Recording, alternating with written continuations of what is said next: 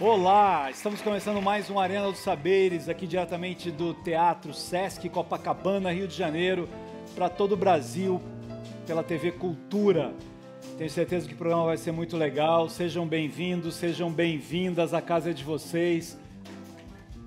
Olha que bonito esse pensamento, essa frase, ou esse olhar para a vida. Nunca pensei em fazer outra coisa da vida que não fosse trabalhar com a palavra. Essa frase é do genial escritor, um dos maiores intelectuais do nosso país, que a gente tem a honra de receber aqui no Arena dos Saberes de hoje, Rui Castro. Seja bem-vindo.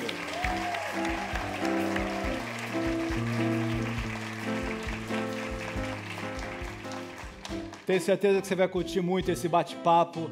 E além do Rui Castro, no terceiro sinal, a gente vai viajar pelo mundo da música de qualidade, da música como instrumento de inserção social, da música que nos eleva, da música que nos salva. A gente vai lá para a favela de Heliópolis, a maior favela de São Paulo, conhecer o Instituto Bacarelli. Mas vamos lá, vamos de Águas de Março. É o vento ventando, é o fim da ladeira, é a viga, é o vão, festa da cumieira. É a chuva chovendo, é conversa ribeira das águas de março, é o fim da canseira. É uma cobra, é um pau, é João, é José, é um espinho na mão, é um corte no pé. São as águas de março fechando o verão, é promessa de vida no teu coração. Oba! Nossa maestra Laura, Julie, Beto Bonfim, André Poiar, muito legal, nossa banda. Rui, uma honra te receber aqui. Honra é minha, obrigado. É correto, você que já entrevistou tantas pessoas, quem está entrevistando olhar para a pessoa e falar assim, olha, você é meu ídolo, sou seu fã, você é um grande pensador, um grande biógrafo, um grande intelectual, ou não pode fazer isso? Eu não faria isso porque você se coloca, de repente, abaixo muito abaixo do entrevistado. Né? É evidente que o entrevistado é muito mais importante do que o entrevistador. No meu caso, quando eu entrevistava as pessoas, basicamente para Playboy, para outras revistas e jornais. Não é que você vai ficar se valorizando, né? Mas o entrevistado tem que ter um pouco de medo de você também. Né? Ô, Rui... Eu acho que uma das coisas assim que a gente mais admira na sua obra, primeiro, é a coragem, né, de você ter o seu próprio pensamento. Isso é uma coisa tão importante no mundo, com muitas superficialidades, com pessoas que têm opinião sobre tudo, né, e que, de repente, cada tema que você pega na sua vida para dizer, para falar, você estuda isso com uma profundidade imensa. E essa densidade é uma coisa que faz bem ao jornalismo, faz bem à literatura, faz bem às entrevistas de um modo geral, né? No caso dos livros, né, eu procuro trabalhar com pessoas que eu admiro, entendeu? Eu jamais faria uma biografia para destruir alguém, entendeu? Acho que não tem sentido isso. Existe uma famosa biografia do Frank Sinatra, o livro tem 600 páginas, a autora do livro, em cada página, ela mostra o Sinatra acordando de manhã e saindo para cometer um crime, entendeu? Ou para bater em alguém, ou para agredir um fotógrafo, para lidar com a máfia, enfim. O cara, em momento algum do livro, ele gravou uma música espetacular, fez um filme espetacular, sabe? Foi um ótimo pai ou marido, que ele era, inclusive. Enfim, você fazer um livro só para botar os defeitos da pessoa deve ser uma coisa horrível, porque o trabalho da biografia tem que ser um exercício de amor. Porque você leva muitos anos para fazer uma biografia, né? Eu fiz Nelson Rodrigues, Garrincha e Carlos Miranda. Eu levei 3 anos no Nelson, 4 no Garrincha, 5 na Carlos Miranda. Agora você imagina você passar 5 anos se dedicando todos os dias a odiar o seu biografado, né? Não quer dizer que você vai proteger o seu biografado. Eu só biografo pessoas por cuja vida eu tenho a curiosidade. Então eu decido que vai ser essa pessoa. Aí, claro, essa pessoa é uma pessoa importantíssima, né? Ela está num pedestal, né? Quando o trabalho começa. A minha obrigação como biógrafo é fazer essa pessoa descer do pedestal, se tornar um ser humano. Né? Tem que achar todos os defeitos possíveis dessa pessoa para ela descer do pedestal. Se ela conseguir, ela voltar sozinha para o pedestal, né? Então é um exercício de amor e ao mesmo tempo de investigação. Agora, suponha que eu vou biografar um cara que eu odeie. Eu vou ter que passar o trabalho inteiro procurando qualidade nele, entendeu? Eu não quero. Vamos começar com a Carmen Miranda, então. Por que a Carmen Miranda? Mas o Carmen Miranda sempre fez parte da minha vida, né? Isso também é outra coisa importante, que o biografado devia ser uma pessoa com quem você tenha tido uma intimidade platônica, evidentemente, desde muito cedo, né? Então, a Carmen, por exemplo, meus pais eram grandes fãs dela. Eu me lembro perfeitamente no dia que ela morreu, eles ouviram pelo Repórter S, choraram, né? E sempre teve o disco dela na casa dos meus pais. Depois, em adulto, eu conheci pessoas que realmente conheciam a obra da Carmen Miranda. E, então, eu tinha uma grande intimidade com a obra dela. E uma grande curiosidade também, porque foram feitos vários livros sobre Carmen Miranda. Mas todos eles só falavam da Carmen Miranda nos Estados Unidos.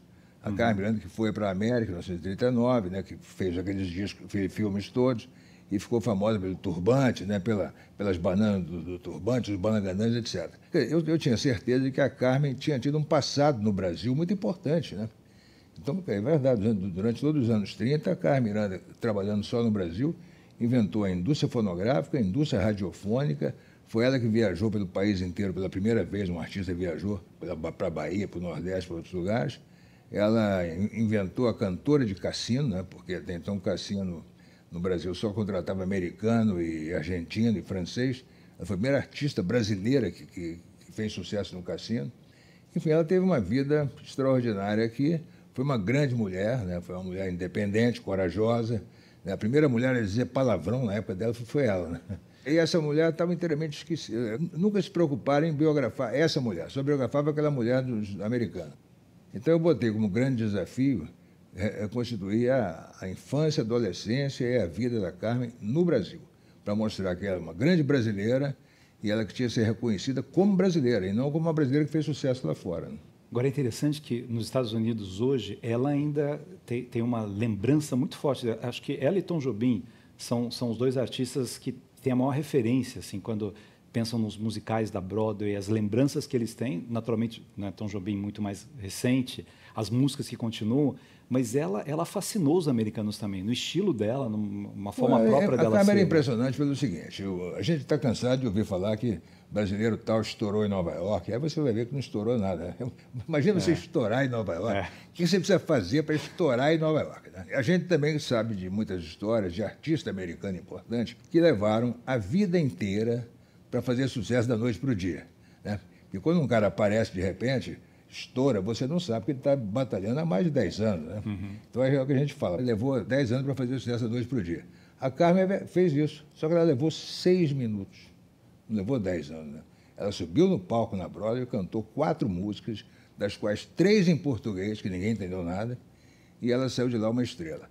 Aí você vai dizer, isso é coisa de brasileiro, coisa de jornal. Não, é coisa de jornal americano, porque eu tenho todos os jornais do dia seguinte à estreia dela na Broadway e estavam todos loucos por ela. Nunca tinham visto uma mulher daquele jeito, tão colorida, tão viva, tão... Por exemplo, os olhos da Carmen fuzilavam o cara que estivesse na última fila da plateia, os olhos verdes dela chegavam, né? lá, A carisma, força, né? Nunca tinham visto uma coisa assim tão viva, né? Tão vivaz. E o cantor americano, né, que é o rei do gestual, né? Inventaram tudo, mas eles não tinham inventado a Carmen Miranda. Vamos para o Garrincha, já que você falou de estrela solitária, o Garrincha, além da genialidade dele no futebol, mas o seu livro nos leva às dores dele, à solidão, às angústias, né? Que é interessante essa dimensão dual do ser humano. Mesmo aquelas pessoas, que é o caso da Carmen também, mesmo de quem faz muito sucesso, que recebe tantos aplausos, hoje a gente está na linha das redes sociais, que as pessoas querem se mostrar como se a vida fosse perfeita, mas qualquer pessoa, por maior sucesso que ela faça, ela tem esse lado duro, difícil, solitário, angustiante, né? A vida de uma pessoa, para ser biografada, não pode ser uma coisa plana. Tem que ser uma vida cheia de altos e baixos. O biografado, para valer a pena você se dedicar 4, 5 anos a investigar a vida dele, tem que ter sido uma pessoa que fracassou, que fez muito sucesso, que fracassou de novo, que lutou, aí fez sucesso, que tenha tido uma experiência de vida movimentada, né? Como eu costumo dizer, tenha conhecido a noite, por exemplo, a madrugada, né? Quando as coisas acontecem de verdade é da madrugada, né? Que tenha corrido da polícia, que tenha amado, que tenha sido amado, que tenha traído, que tenha sido traído, né? Preferência que tenha tido uma doença grave, entendeu? Enfim, tem que ser uma pessoa que teve uma vida movimentada, uma vida cheia de altos e baixos, que tornou aquela pessoa genial. No caso do Garrincha, mais ou menos a mesma coisa, só que a do Garrincha começou muito antes, né? A coisa do álcool. Então, o Garrincha, um homem que era amado pelo país inteiro, né? Ninguém foi mais amado no Brasil do que o Garrincha entre 1958 e 62, que foram as duas Copas do Mundo que ele jogou pelo Brasil e ganhou pelo Brasil, tornaram ele absolutamente amado, né, pelo país inteiro.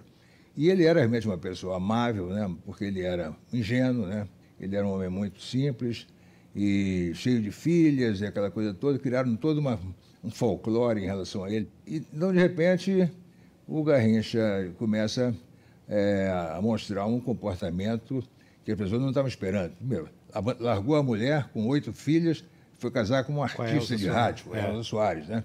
Uma coisa meio chocante. E começou a reclamar com o Botafogo, queria ganhar mais, não sei o quê, e já não jogava muito bem, porque estava com o joelho arrebentado, que ele não deixava tratarem dele. E a bebida, né, que sempre existiu, começou a fazer efeito nele. E aí começou a descida do Garrincha em direção ao inferno, né? Ele já aos 33, 34 anos, ele já começou a descer por causa disso. Morreu aos 49, né, que é uma idade que não é nada, né? Aparentando 60 ou 70, e completamente duro, né, e doente, e tudo. Uma vida realmente, no final, muito triste. Então você tem pessoas que tiveram uma vida maravilhosa até certo ponto, depois o sucesso, muitas vezes, cobrou o preço, né? E aí é isso que uma biografia tem que ser.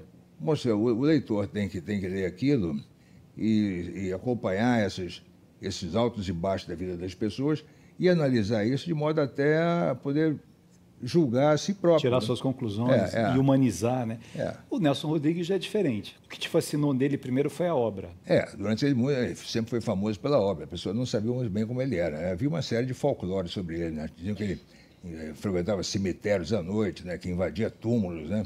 Que batia em mulher, que ele era tarado, né? Que ele era pornográfico, né? Não era nada disso, né? Foi um homem dos homens mais moralistas, no bom sentido, que já existiram, né? A pessoa ia ver uma peça de Nelson Rodrigues, num teatro como esse, saía da peça achando que tinha ouvido 300 palavrões. Não tinha. O Nelson, que, através do que os personagens dele falavam, o Nelson botava o palavrão na cabeça do espectador, e quem dizia o palavrão mentalmente era o espectador. Na peça não tinha nenhuma, né? Genial isso. Isso é genial. E é muito interessante porque a gente vê a atualidade, né? Que, na verdade, assim, o Nelson Rodrigues, quando traz todos os dramas de família, que muitas famílias passam, o ser humano ele é tão interessante, que a gente está num mundo de muitas desatenções, né? E o universo humano é um universo fascinante. E eu acho que a riqueza do Nelson é trazer isso como Shakespeare fazia, como os gregos faziam. O Nelson buscava o que estava dentro das pessoas e botava para fora, né? Ele tem uma frase ótima, né? Se as pessoas... Ele falava assim, de uma maneira assim meio cavernosa, se as pessoas conhecessem a vida íntima de todo mundo, ninguém cumprimentava ninguém. Né? É verdade.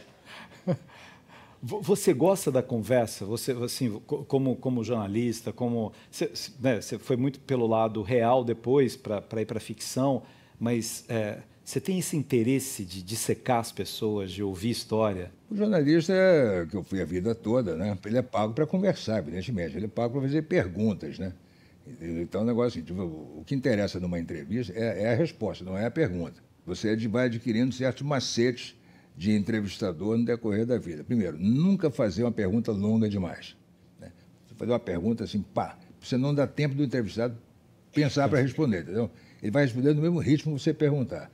Quanto mais depressa você perguntar, mais rápido ele vai ter que te responder, então não vai poder elaborar muita resposta, não vai poder mentir muito para você. Segundo, nunca interromper a resposta do entrevistado, jamais. Está falando besteira, deixa falar. Está errando, deixa ele errar, entendeu? Não vá corrigir. Não corrija. Aliás, quanto mais ele errar, até melhor, até mais interessante a entrevista. E terceiro, o mais importante, nunca faça 2 perguntas ao mesmo tempo. Faz uma pergunta, espera a resposta, depois faz outra. Você vê muito na televisão aí, o nosso querido repórter de futebol, o pobre do jogador saiu da partida, está lá todo esbaforido, suando, cansado, sem fôlego, lá para dar aquela entrevista. O repórter faz 4 perguntas, das quais leva 1 minuto para fazer cada pergunta. Não, porque não sei o quê. Blá, blá, blá. As perguntas deviam ser curtas e deviam ter ponto de interrogação. Quando eu estou dando uma palestra, na hora de abrir para as perguntas da plateia, eu falo, vamos abrir agora para a plateia, mas, por favor, as perguntas têm que ser curtas, simples, objetivas e todas têm que terminar com ponto de interrogação. Muito bem, a gente vai continuar. Nosso próximo bloco, a gente vai continuar com esse bate-papo gostoso aqui. Vamos falar um pouco com a Heloísa, com uma escritora maravilhosa, que é a esposa do Rui. Mas vamos com um pouquinho de música? Vamos lá? O que temos de música aí? Vamos de Carmen. Vamos de Carmen. Vamos de Carmen. Vamos de Carmen.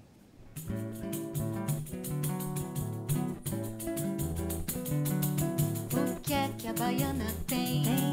Tem torso de seda, tem brincos de ouro, tem corrente de ouro, tem pano da costa, tem bata rendada, tem pulseira de ouro, tem saia engomada, tem sandália enfeitada, tem graça como ninguém. O que é que a baiana tem? O que é que a baiana tem? Quando você se requebrar, caia por cima de mim, caia por cima de mim, caia por cima de mim. O que é que a baiana tem? O que é que a baiana tem? O que é que a baiana tem? O que é que a baiana tem?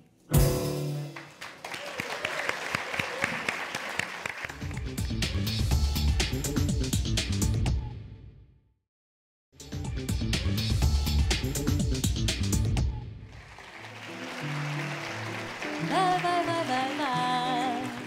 Só danço samba, só danço samba, vai. Só danço samba, só danço samba, vai. Só danço samba, vai. Já dancei o twist até demais, mas não sei, me cansei do calypso ao tchá-tchá-tchá. Só danço samba, vai. Só danço samba, vai.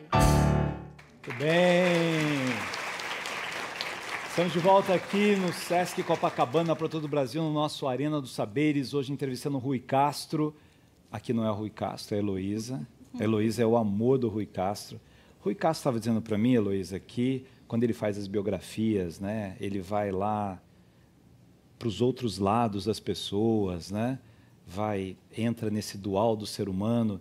E o Rui Castro, que a gente conhece muito, ele é bastante racional, né? Ele é um homem de muita pesquisa, ele entra com a cabeça nas coisas, entra nos temas, vai. Então a gente conhece esse lado racional. Tem um lado romântico do Rui Castro? Tem um lado emocional? Apaixonado? Olha, tem um lado apaixonado até com os biografados dele. Principalmente a Carmen Miranda. Principalmente a Carmen Miranda. Ainda bem que eu não sou ciumenta, porque foram 5 anos de paixão e ele próprio dizia que sonhava com ela. Ele dizia que ele era o primeiro interessado em Carmen Miranda que não queria ser a Carmen Miranda. Ele queria namorar a Carmen Miranda. Falava isso para mim. E aí aconteceu um fenômeno interessante. Eu me apaixonei pela Carmen Miranda também. Aí tudo bem, né? E a família toda se apaixonou pela Carmen Miranda. Porque o Rui tem uma coisa assim, ele é tão dedicado nesses 3, 4, 5 anos que ele fica trabalhando numa biografia, que ele contamina todo mundo que está em volta. Então, essa paixão dele... Contagia. Mas como é que foi a paixão dele por você? Tem uma história que dizem que ele estava mais interessado no Tom Jobim. Depois ele mudou de ideia e o livro que ele ia dar para o Tom Jobim, ele deu para você, é verdade? Eu trouxe aqui a prova do crime. A prova do crime. Não, foi o seguinte, foi um golpe baixo que ele deu, né? Eu não estava querendo namorar ninguém, eu estava naquela fase que você quer ficar sozinha. Aí uma amiga minha, que era muito alcoviteira, vivia querendo formar casais, levou o Rui para um evento lá do qual eu ia participar, e nós nos conhecemos. Aí saímos para almoçar, nós 3. Eu, essa amiga minha, que era amicíssima dele também, e ele. Aí conversamos, saiu milhões de histórias, demos muita risada, que é uma coisa que a gente faz até hoje. Dá muita risada juntos. E eu vi que ele estava me paquerando. Mas eu não estava querendo. Não estava querendo. Não estava querendo. Estava contra sua amiga alcoviteira. É boa essa palavra, eu até alcoviteira, pensei né? assim, esse rapaz é tão interessante, né? Fala eu já bem. tinha lido um livro dele, que é O Melhor do Mau Humor, que ele tinha feito aquela compilação de frases. É muito bom, né? Mas conhecia ele como jornalista. E aí, quando nós saímos do almoço, ele estava num hotel na Avenida Atlântica, a Rita parou o carro, foi dirigindo, parou o carro comigo e com ele, para ele saltar no hotel. Aí ele falou, espera um instante que eu quero dar uma coisa para a Heloísa. Aí subiu e voltou com esse objeto aqui na mão. Chega de saudade. Que ele tinha acabado de escrever, tinha acabado de sair do forno, não tinha lugar nenhum, o lançamento ia ser no dia seguinte, e ele tinha trazido os 2 únicos exemplares que ele tinha. Ele deu um para o João Gilberto, que ele tinha dado naquele dia de manhã, e esse ele ia dar para o Tom Jobim. Aí ele deu para mim. Olha isso. Olha que é a paixão.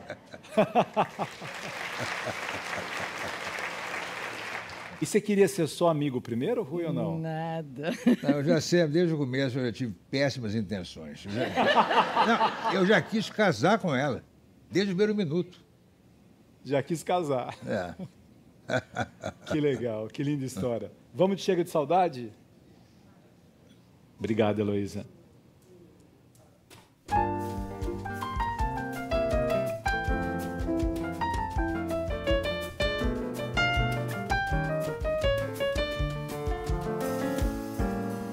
Vai minha tristeza e diz a ela que sem ela não pode ser.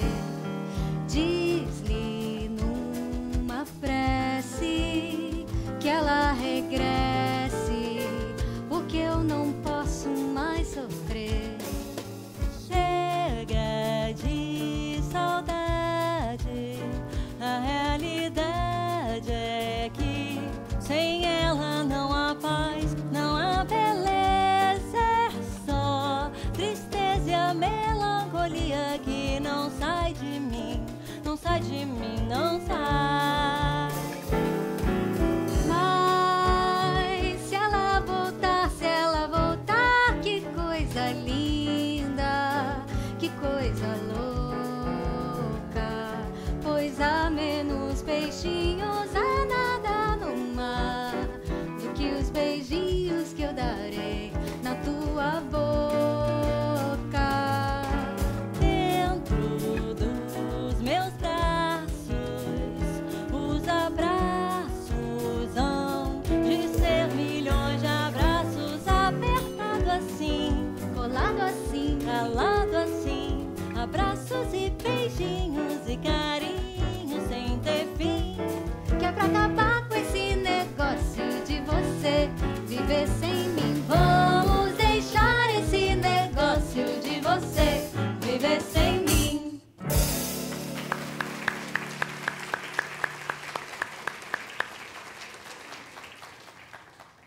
Isso que a Heloísa acabou de contar, a Heloísa foi a minha primeira vítima nesse sentido, né? A primeira vez que eu vi que eu estava no caminho certo. Porque a coisa de escrever é o seguinte, para mim o sagrado é a informação. Entendeu?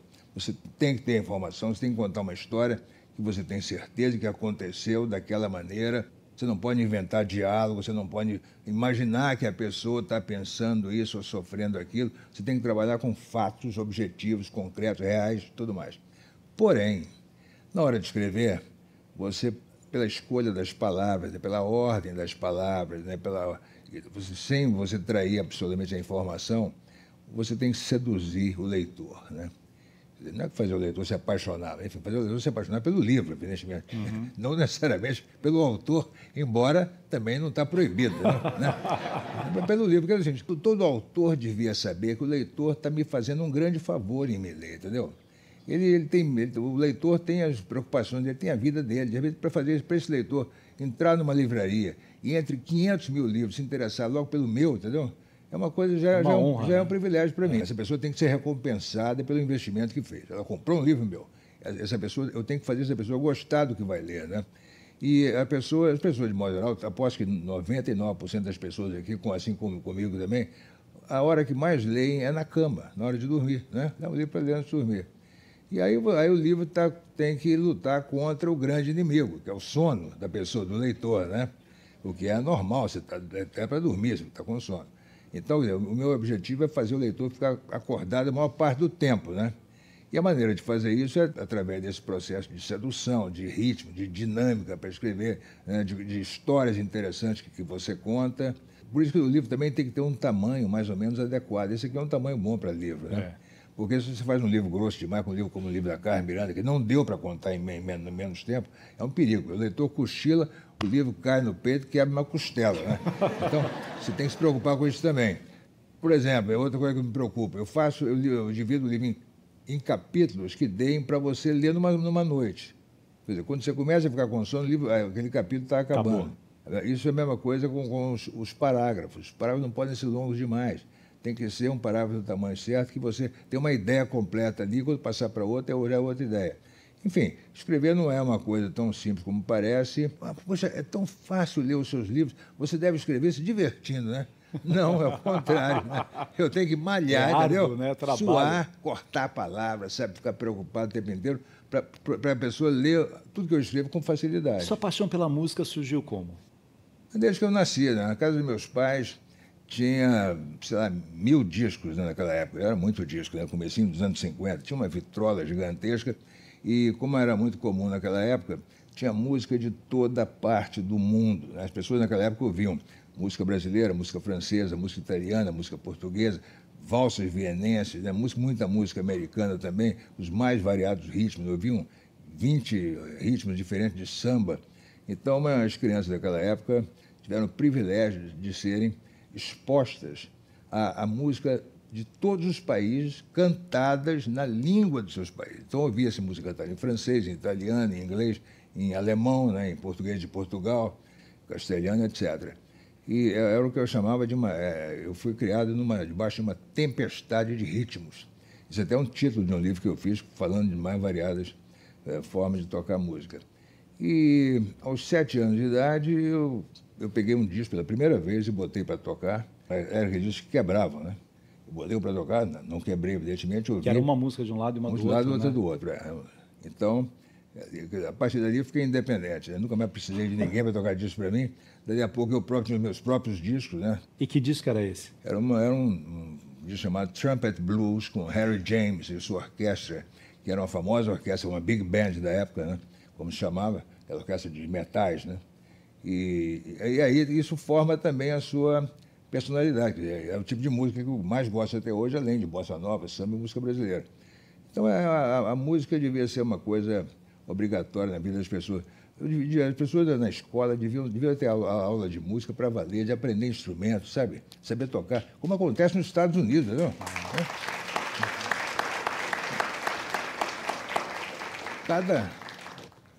Cada faculdade americana tem 2, 3 orquestras, sabe? De garotos de 18, 19 anos. É impressionante, né? Então, aqui a gente não tem essa oportunidade.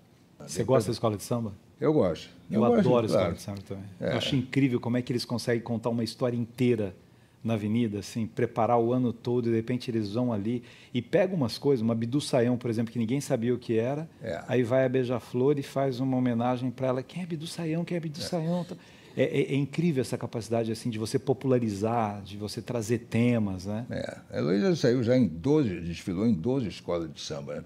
Eu só em uma até hoje. Exatamente em Império Serrano, que foi com a Carmen Miranda, quando o Império Serrano voltou para o primeiro grupo. Agora, eu já fui homenageado por uma banda de carnaval, a banda da Rua do Mercado, e por um bloco. É uma coisa impressionante. É você lá no alto do caminhão, entendeu? Os caras cantando uma música em sua homenagem e você jogando beijo para a multidão. É um espetáculo inesquecível. Muito bom. Obrigado, Rui. Obrigado. está chegando ao final aqui do nosso Arena dos Saberes aqui, né, no Sesc Copacabana, mas a gente vai lá para São Paulo agora e a gente vai conhecer um projeto lindo, Instituto Bacarelli. É um projeto em que crianças de todas as idades, né, são 1.400 crianças, aprendem música e música de muita qualidade. É impressionante o que eles fazem lá. Vocês vão ver, a gente fez uma linda reportagem sobre o Instituto Bacarelli e sobre a beleza, né? Deu um gancho aqui do Rui, estava falando sobre a importância da música, o que é na vida de alguém, né? Desde criança. Na verdade, a gente é muito na nossa vida o que a gente foi nos nossos inícios, né? O que a gente ouve, o que a gente vê, o que a gente sente, o que a gente experimenta vai se desenvolvendo. Então, no próximo bloco a gente vai para lá, mas a gente termina agradecendo aqui. Uma honra te entrevistar. Muito obrigado. Obrigado. Obrigado a você, obrigado, Heloísa. Obrigado a essa plateia linda. Maestra Laura. Vamos de música boa.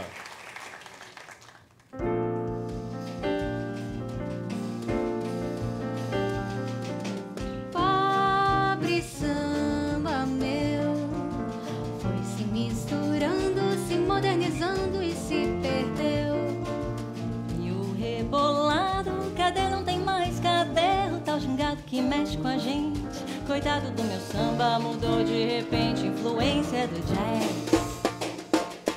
No afro-cubano vai complicando, vai pelo cano, vai entortando, vai sem descanso, vai, sai, cai num balanço.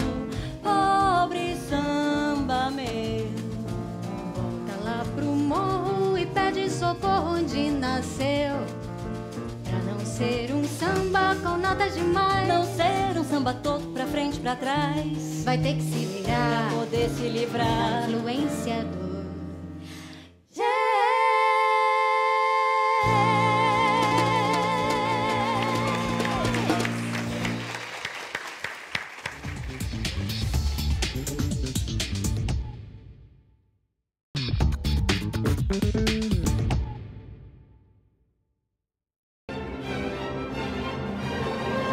Estamos de volta aqui na TV Cultura para todo o Brasil. Eu saí lá do Sesc Copacabana, Rio de Janeiro, para chegar aqui na comunidade Heliópolis, num dos projetos que eu acho mais significativos, mais fascinantes, porque ele une duas coisas essenciais: a qualidade, a competência musical e, ao mesmo tempo, uma inserção social extraordinária. A gente vai falar um pouquinho aqui sobre esse projeto incrível que é o Instituto Bacarelli. E eu estou aqui com esse cara maravilhoso, que é o Edilson Venturelli, esse maestro que foi meu aluno. Que honra! Honra minha. É aquela história do aluno que supera em muito o mestre? Não. Não? Porque para te superar eu vou ter que viver mais umas 2 ou 3 vidas, né, professor? Edilson, explica um pouquinho para a gente como é que começou esse instituto. O Instituto Bacarelli nasceu de uma ação do maestro Silvio Bacarelli. Uhum. O maestro Bacarelli foi padre aqui na região do Ipiranga, padre pela congregação do Sion, e foi pároco da igreja São José do Ipiranga. Então ele sempre teve uma ligação muito forte com essa região. Em 1996, houve um incêndio aqui na favela de Heliópolis e um maestro assistiu pela televisão, se sensibilizou e resolveu fazer alguma coisa. Eu, inclusive, sempre digo que o grande exemplo que ele deixou para todos nós foi a sua capacidade de passar da indignação para a ação. Uhum. Eu tenho certeza que a maioria das pessoas, quando passam na rua e vê uma família, vê uma pessoa morando na rua, se sensibiliza, fica indignada, mas a maioria de nós para, porque a gente se sente pequenininho para fazer qualquer coisa que possa mudar essa ação. Ele foi para a ação, ele falou, cara, eu preciso fazer alguma coisa, o que eu sei fazer? Música. Ele procurou uma escola para se oferecer a dar aula de música clássica. Eu disse a ele que o projeto já nasceu abençoado, porque naquela época, quando você vinha do Ipiranga para a comunidade, a primeira escola que ele encontrou, ele parou. E essa escola tem como patrono Luiz Gonzaga do Nascimento Júnior. Uhum. Então ele parou numa escola que já tinha um músico como patrono. Depois de 4 meses de insistência, ele conseguiu que a diretora selecionasse 36 alunos para ele começar a dar aula de música. E aí começou, isso em 1996. E hoje estamos aqui com sede própria, 1.400 alunos, 1.420 alunos por ano, né? E usando a música, usando a educação, usando a cultura, usando a arte como meio de transformação e de inclusão social. Eles, por exemplo, como é que eles chegaram até aqui o projeto? Aqui a gente tem alunos que são nossos, como a Maria Andesseia, Matheus, Pedrinho, outros que são alunos nossos desde Pitoquinho. Mas a gente tem pessoas que vêm de outros países estudar conosco, essa né? experiência. De outras realidades sociais, de outras cidades. E isso foi fruto, inclusive, de uma consultoria que a gente teve lá no início com a Unicef. Uhum. Nós éramos 100% Heliópolis. Aí, no final da consultoria, a consultora, né, chegou para nós e falou: vou deixar um ponto de indagação para vocês refletirem ao longo do tempo. Vocês falam que vocês trabalham com inclusão social, mas eu só encontrei gente de Heliópolis aqui. Será que vocês incluem ou excluem? E aí a gente viu, né, e eu acredito muito nisso, Chalita, que a verdadeira inclusão social não é pegar o pessoal da favela e levar para fora. É trazer o pessoal de fora para a favela. Uhum. Porque quem pode mudar a realidade de uma favela? Quem tem poder econômico, quem tem poder político, quem tem poder pensante. Uhum. Só que você só transforma aquilo que você conhece. Então, ter pessoas nessa orquestra, por exemplo, que é o nosso grupo de elite, vindo de outras realidades, eu acho que só credibiliza, só inclui ao invés de excluir, né? Agora, é sempre como é que a gente age. Primeiro, processos internos. Quando você fala, eles começaram desde criança, quantos anos? Atualmente, 2 aninhos. Ah, com 2 anos já? E o próximo passo é chegar na barriga da mamãe. Aí a mãe vem grávida e já começa a ouvir música. Trabalhar musicalização infantil com a Aliás, há muitas teorias hoje da neurociência insistindo muito, né, que, na verdade, a construção da arquitetura de um cérebro depende de todos os estímulos que a pessoa recebe. E um dos estímulos mais nobres, mais belos para acalmar, para construir, é a música. Com 2 anos de idade, a gente faz trazendo a mãe ou o pai juntos. Que também é muito legal, porque aí você não atinge só a criança, você já começa a levar a música para dentro de casa. Você entra dentro da família. E aí, os regulares a partir de 4 anos de idade. E aí, esses regulares 4 anos, eles vão para a escola e depois vêm para cá? Sempre no contraturno. Sempre no contraturno da escola. E ficam quantas horas por dia aqui? Começo do processo musicalização infantil, a gente faz 2 aulas de 1 hora. Uhum. Né? São crianças de 4 anos, é muito difícil conseguir uma concentração dela por um tempo maior que esse. Entrou no coral, já vai para 2 aulas de 1h30. Quando chega no coral, começa a estudar instrumento. Então já tem mais 2 aulas. Quantos anos? 7 anos. Com 7 anos de instrumentos. 6 Eles anos já escolhem começa. os instrumentos? Eles escolhem. Antigamente a gente fazia uns workshops. Hoje, como eles transitam pelo Instituto o tempo inteiro e cruzam com essa garotada, eles já vão criando as suas simpatias. É claro que tem 2 instrumentos mais desejados. No mundo das cordas, o violino, e no mundo das madeiras, a flauta. Né? Mas aí a gente vai mostrando outras possibilidades, né? E o que é legal é que, assim, como eles começaram pequeno, muitos daqui, esses que são menores também olham para eles e é uma inspiração. Cada um vira uma inspiração. E talvez esses que estão aqui foram inspirados por outras pessoas, pelas suas músicas também. Então, na verdade, é uma inspiração boa gerando uma inspiração boa, né? A gente tem hoje no nosso... A gente tem mais de 80 professores, mas 12 já são alunos da casa. Né, alguns fundadores. É porque são quantos anos mesmo? 27 anos. 27 anos. E é uma coisa muito bacana, né? Porque é aquilo que você falou, a criança se inspira nessa turma. Uhum. Então, se eles chegaram até aqui, eu também posso. Né? E eu acredito muito na força do exemplo.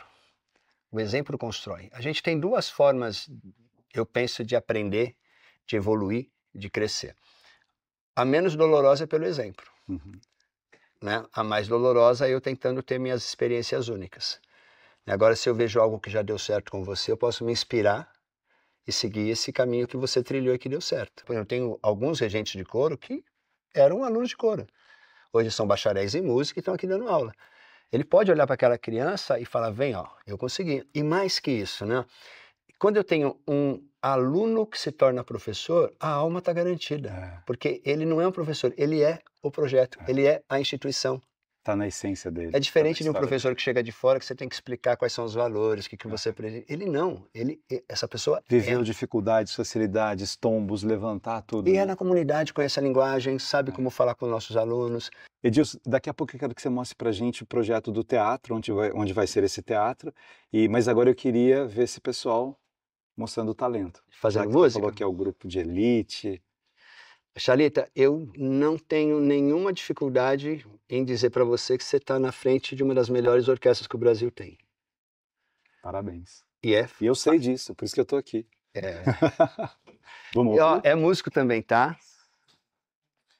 Abertura da Carmen?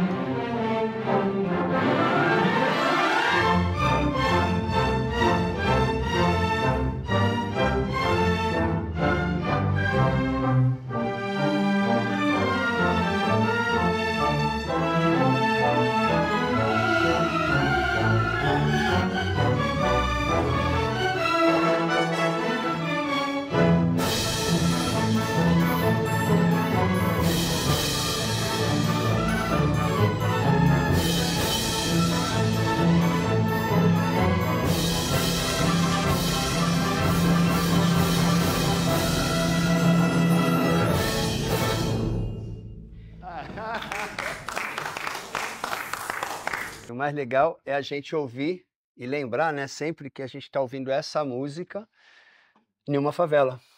E a nossa arte, a música clássica, ela foi, por muito tempo e até hoje, né, falsamente concebida como algo da elite. Agora, é aquilo que a gente sempre conversa, a gente nunca vai gostar daquilo que a gente não tem acesso. E todos nós, eu sempre costumo dizer, somos ricos de dons e talentos. Você é um cara que tem uma gama de talentos já manifestada enorme, mas eu tenho certeza que aqui dentro ainda tem alguma coisa que você não descobriu, assim como eu, porque eu não fui provocado a descobrir. E estamos nós aqui, né? Dentro de uma favela, né, que continua economicamente pobre, mas culturalmente talvez uma das comunidades mais ricas que o Brasil tem. Isso é muito legal. Acho que é tão bonito a gente ver as histórias de cada um, né? Eu fui aluno também de escola pública, eu virei escritor porque eu frequentava um asilo perto da minha casa e tinha uma senhora contadora de histórias, que eu ficava ouvindo as histórias dela, e essa mulher que me levou, uma mulher abandonada, era uma professora que aí achou que fosse morrer, dividiu o dinheiro com os 2 filhos dela e não morreu, melhorou, e aí os filhos colocaram no asilo e ninguém visitava. E eu ia lá, 3, 4, 5, 6 anos, ela foi ficando cega, e eu lia alto para ela os livros que ela gostava, 7, 8 anos, e aí virei escritor. Em qualquer lugar, alguém muda a vida de alguém, né? Isso é muito significativo. E essa experiência de trazer outras pessoas para cá, de viver isso. Hoje o Instituto tem um nome internacional, né? As pessoas falam do Instituto Bacarelli, os olhos brilham, né? Por saber exatamente disso. É um projeto social, mas há muitos projetos sociais que não conseguem ter a qualidade artística que vocês têm, né? Vocês são impressionantes, né? Uma coisa maravilhosa. Parabéns, sucesso. A música sempre vence, né? É isso aí.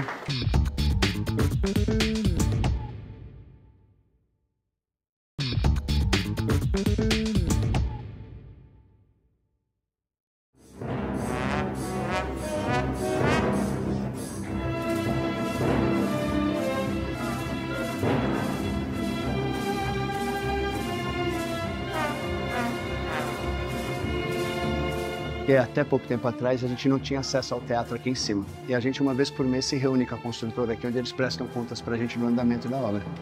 Aí eles abriram uma janela aqui pra gente enxergar o que estava o início da obra. E ficou muito legal, porque a gente já começa a ver, né? Ali onde tem aqueles 2 rapazes é o palco, fosso embaixo, que a gente tá fazendo com fosso de orquestra para 40 músicos para poder fazer as pequenas óperas, poder colocar os corais com orquestra, balé com orquestra, que agora a gente começou com balé também, né? Aí plateia superior, aqui já é plateia. Inclusive o dia que eles abriram essa janela, eu só percebi no dia do café, né? Aí eu virei para um menino meu, pro Wagner, que é meu braço direito e fundador, falei, cara, aqui é a plateia, né? Eu falei para ele, vamos ser os primeiros a sentar na plateia, vamos pôr. Essa emoção. Na hora que a gente pulou, o cara da segurança falou, pelo amor de Deus, porque não tem mais, isso aqui estava tudo vazio, né? Mas eu tenho a foto, eu fui o primeiro que sentou. E quando a gente inaugurou, quando concretaram a laje, hoje o concreto seca muito rápido, né? Antigamente era um mês, hoje em 2 dias você já pode pisar. Concretou no dia 30 de abril, eu olhei aqui e falei, cara... Dia 30 de abril, dia do meu aniversário. Olha, aí eu falei, meu, eu tenho que botar a orquestra para tocar aqui. Esse concreto eu tenho que entender para que ele existe, para que ele está aqui. Aí no dia 1º de maio secou, dia 2 de maio, antes de começar a subir as outras coisas, a gente fez um concerto ali. A gente colocou a orquestra, todos os operários em volta e tocamos para os operários. A grande maioria pela primeira vez ouvindo música e vendo a orquestra. Meu Deus. Né? Aí eles falaram, a gente entra por aqui. Eu falei, não, quebra a parede, abre uma porta que eu quero a orquestra já fazendo o ritual. Entrando como se fosse do camarim. Fiz quebrar a parede lá, colocar uma porta. Muito legal. A gente entrou por lá É de arrepiar isso. Aqui, assim, né? E aí que foi muito legal, a gente não programou, só que as professoras pegaram aqui que é o prédio da escola. A hora que eu acabei a primeira música, as crianças estavam todas nas janelas e começaram a aplaudir. Foi tão emocionante. Nossa, que legal. E todo esse balcão em volta do palco, a gente está pensando para coro, né? E ontem fechei uma parceria com a SPCine para instalar uma sala do circuito SPCine Cinema aqui. Para eu poder passar desenho, passar filme, para molecadinha, porque essa turma não tem acesso a cinema. É. Né? Nossa, incrível. Eu quero que seja uma sala multiuso, assim. E a gente quer as artes da favela aqui também. Só que a gente vai botar uma régua de curadoria. Então, tudo bem, se é um grupo de dança de rua, mas vocês estudam, vocês ensaiam, tem qualidade? Vem. Se é rap, não tem problema, tem qualidade? Vem. Edilson, quando é que vai inaugurar esse teatro? Olha, a gente tem alguns desafios para vencer, mas como eu sou uma pessoa de muita fé, dia 17 de dezembro, a gente está inaugurando esse teatro. Por que 17 de dezembro? Primeiro, o nosso diretor artístico, o maestro Isaac Karabchevsky, faz 90 anos em dezembro, eu quero homenageá-lo. E segundo, eu quero que todas as nossas crianças, antes de saírem de férias, passem pelo palco e se apresentem. E saiam de férias já sabendo o mundo novo que elas vão encontrar quando elas voltarem em fevereiro para suas aulas. Esse teatro é um teatro de qualidade das nossas melhores salas para orquestras, né? E é o primeiro em favela. A parte acústica está sendo feita pelo mesmo escritório Acústica e Cênica, né, do Zé Augusto Nepomuceno, que fez Sala São Paulo, Sala Minas, agora o Cultura Artística. E pelas pesquisas que nós fizemos, vai ser a primeira sala de concertos em um território de favela no mundo. No mundo. Olha que coisa incrível. É luz para uma comunidade. E quem sabe lá no futuro a gente recebe uma peça de teatro. Nossa. Do nosso autor aqui, já vou começar a escrever a peça. Não é? Pensou que lindo pegar a tua peça e trazer para cá? Trato. Fechou? Com o maior prazer.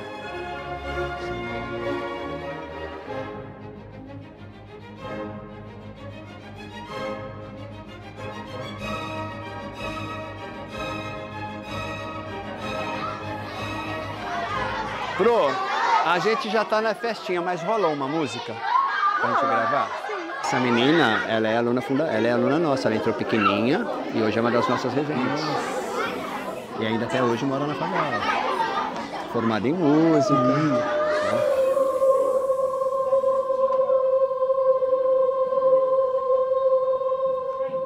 Nós vamos fazer para vocês uma música que nós temos em comum.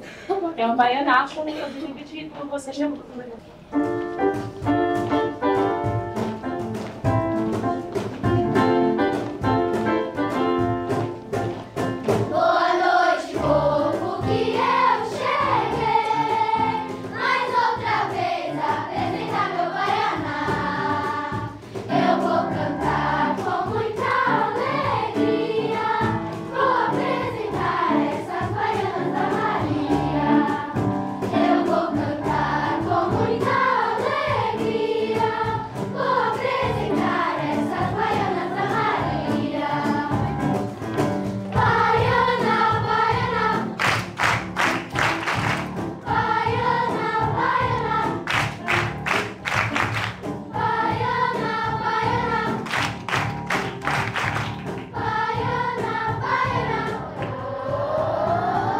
Termina assim, nosso Arena dos Saberes hoje, esse projeto incrível de música, de sensibilidade, de amor. Na semana que vem.